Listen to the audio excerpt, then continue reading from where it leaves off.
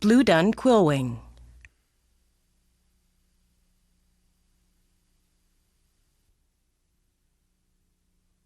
Step 1. For this fly, we'll use a number 12 standard dry fly hook and some gray 6/0 thread. And we'll cover the whole hook shank to make sure we've got it nice and secure. Step 2. Now for the tail, we're going to use a Blue Dunn saddle hackle, dry fly quality, and just hold those fibers away from the quill and make sure all the tips line up. Clump them together. And about the length of the hook shank is the length we're looking for the tail here.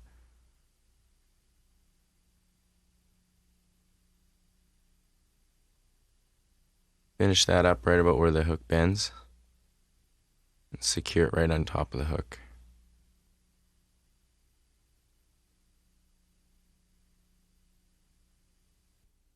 Step 3. Now for the wings, we need a matching pair of duck primary wing feathers. You can see here we've got two, one from either wing. What we're going to do is take out a clump that's about the distance of the hook gap in width. And again, this is just an approximate length, or width I should say. So that's the gauge you would use on any size of hook that you would use to make that fly? Correct. Okay. Step 4. Now this tying each wing in individually it's a bit finicky. You have to kind of play around with it and make sure that your fibers don't split on you. You can see the angle that we're looking for here to have it angled back. And again, about the length of the hook shank. Hold that in with your index finger on your other hand to help put it in place. I'm going to tie the wing directly, straight up and down. Now we're going to come in with the second wing.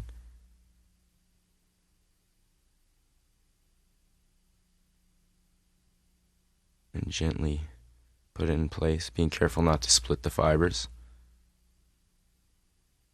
I've seen some people tie them both in at the same time. Is that a good way to do it? I don't think it's the best idea for this style of wing. Just because they can split on you quite easily. Just secure those butt ends so that they're not going to come undone on you. Otherwise they could pull out quite easily. Step 5. It doesn't hurt to put a tiny bit of glue in there too, just to make sure that they're not going to pull out. And right at the base of the wing, it helps prevent them from splitting because they are quite soft. You're only prolonging this until you catch a fish. So once they bite, the wings are shot. Yeah, they tend to flare apart on you pretty quick. I don't think it really affects the fly that much though.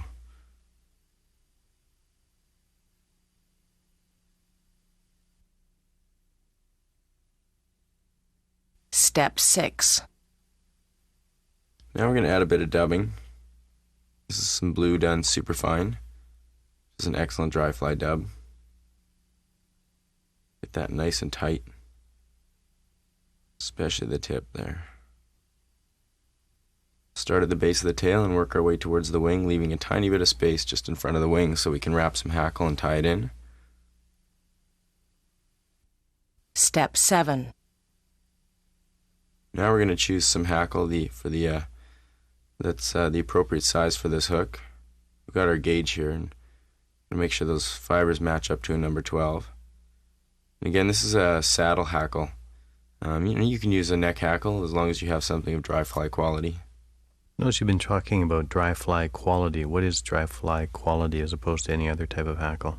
It's something where the hackle fibers are a little bit stiffer and not so webby as opposed to some of the other hackles you'll find.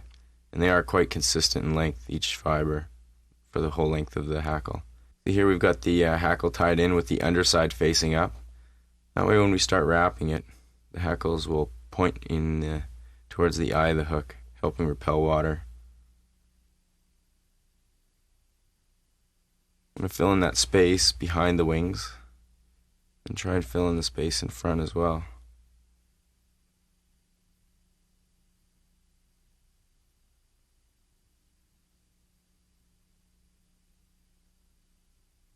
can see some of those fibers are getting in the way. They're not really that neat, but we can trim those away after.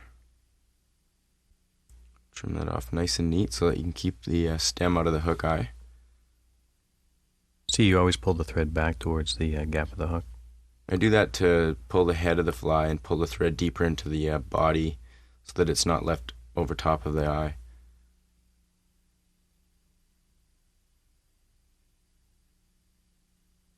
Here we'll just twist the wings around and make sure they're nice and solid in the right position, and get rid of some of those smaller hackles.